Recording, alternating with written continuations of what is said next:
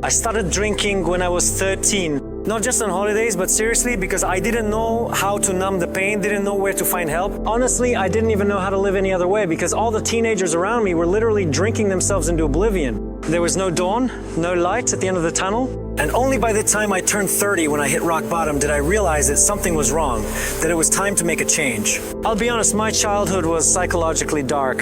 And in alcohol, like many other teenagers, I found salvation, found help, found support, found a way to numb that very pain. From the age of 13, I realized that alcohol was exactly an escape from everything. I drank until I was 30. Sometimes it was in a civilized way. Sometimes I went wild. Sometimes I behaved like an animal, quarreling with loved ones. But regular drinking was always there in my life, no matter what the outcome was. The very first truly dangerous moment happened when, in a drunken stupor, I ended up tearing my Achilles tendon. I woke up with a brutal hangover and in shock over what had happened. I started not recognizing myself. I began to hate myself. At that point, when I had already hit rock bottom, was behaving like an animal, acting completely out of control, gained 30 kilograms, health problems started, and issues with my thinking began. At one point, I just told myself, that's it, enough, this is the final stop, the end of the line. I understood that if I didn't stop, I would really have serious health problems by the time I was 40. Either I pull myself together, take the hard road, and finally start taking care of myself and my health. Because drinking alcohol is first and foremost a lack of self-love. If you drink alcohol regularly, remember, you simply don't love yourself. The first thing you need to do is truly start loving yourself and taking care of yourself. Remember the following mantra.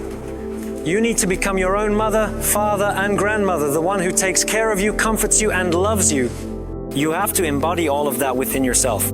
The very first starting point was just sitting at my desk and thought, that's it, I'm quitting drinking. At that moment, I needed a trigger. I installed a sobriety app that tracks days without addiction.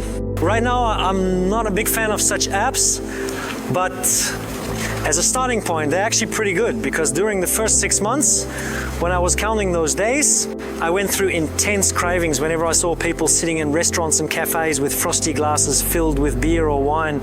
I was literally shaking.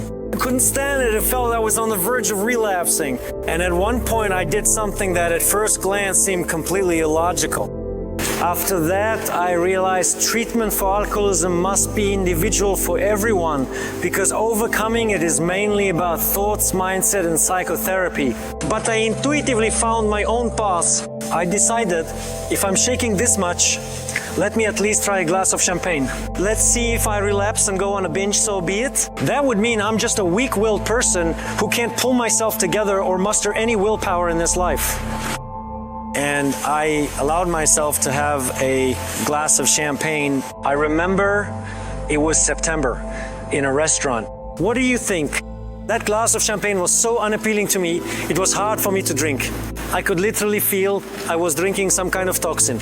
Because after 6 months, when your body has already cleansed itself, you perceive alcohol differently. Try it! Believe me, you won't like it. And so I didn't even finish that glass of champagne. And even that same day, I felt a slight hangover. I felt bad, unwell, because I had already gotten used to feeling good for 6 months. And I realized this isn't for me. I can't do it. I don't like it. I was disappointed in alcohol. I wondered how I could have ever liked it before. And then the next day, all my cravings disappeared completely. When I saw people with glasses of beer or wine on the table, I thought, ugh, that stuff makes you feel so awful. Terrible, how great it is that I feel good now. That's how I handled it with myself. Yes, this method won't work for everyone. In fact, it won't work for most people because most will relapse and end up in heavy drinking binges. But I came to this intuitively. Actually, this needs to be treated together. You need to do psychotherapy in parallel because it all comes from here. And now, when I haven't drunk for more than 2 years, my brain is like a machine. It literally doesn't get tired. I remember in the old days, even a little mental effort would leave me exhausted. I'd lie on the couch, turn to the wall, and struggle to recover. Now my thinking is like a machine.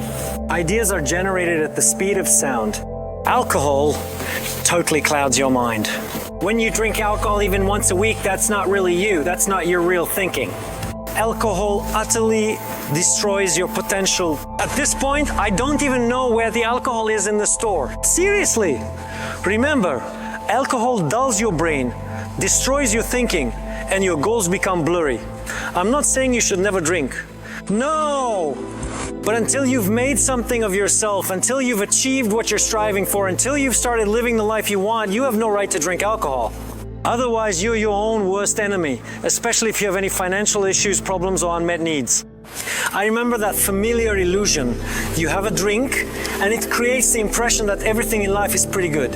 Another point about sobriety is how hard it is to accept your life is imperfect, and that things aren't actually going so well for you. Because that's exactly the illusion that alcohol gives you, and you live with that illusion. So the second point after accepting that your life is imperfect is realizing that this isn't the life you're striving for. The next step is to actually start taking action to pursue those goals, those key priorities in your life. Because when there's no alcohol, you no longer have that pill, and the only thing left is to truly improve your life. That's it, the pill is gone. At one point I told myself, I'm not quitting drinking forever. I'm not drinking until I start living my dream life. And most likely, since there's no limit to perfection, maybe I'll never drink again, because I'll always strive for an even better life. So first and foremost, ask yourself, what kind of life are you living? Is this really the life, the city, the job you want? And just don't lie to yourself. Please don't fool yourself into thinking everything is fine just because society says so. That's not what I'm talking about right now. Remove all the blocks, all the limitations. What kind of life would you want to live right now? And then clarity will come. Thank you so much for watching this video. I hope it helps someone. Be sure to leave your questions in the comments, because even though I don't have a specialized education in this, I'm someone who tried to quit 3 times and I succeeded on the 3rd try. I know practically everything about this, about the inner struggles, why people are drawn to alcohol, why people relapse. I'm sure I know more than someone with specialized education who hasn't experienced this addiction. So this was DC Pro Max with you. Say no to drinking. Green light your goals. Link to my Telegram is under this video. I'll be waiting and look forward to chatting.